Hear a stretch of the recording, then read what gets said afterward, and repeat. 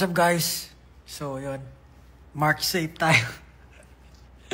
Kakagaling lang namin ni Josue sa Makina Moto Expo. Yun yung last day.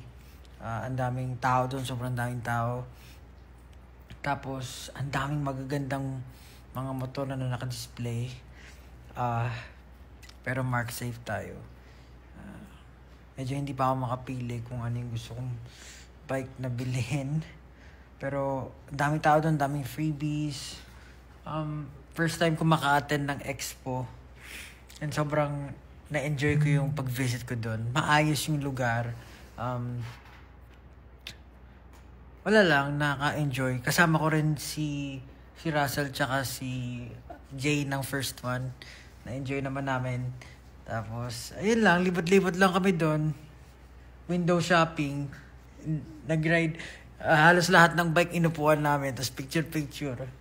Tinignan namin kung ano yung ano bagay siguro sa itsura namin. Pero yun, parang gusto kong magkaroon ng sports bike eh. Pero at the same time, love ko pa rin yung mga cruisers tsaka naked. So, wala.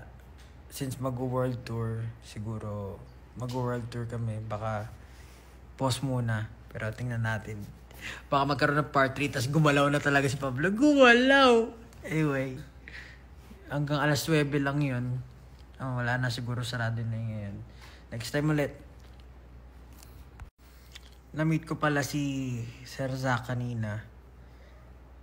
Sabi niya yung pormahin ko daw parang nagmamatulin daw ako pag nagmamotor. Hindi naman, Sir Zach.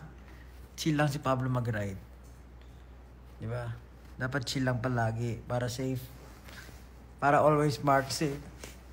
Yun lang, nakakatuwa. So, ulitin.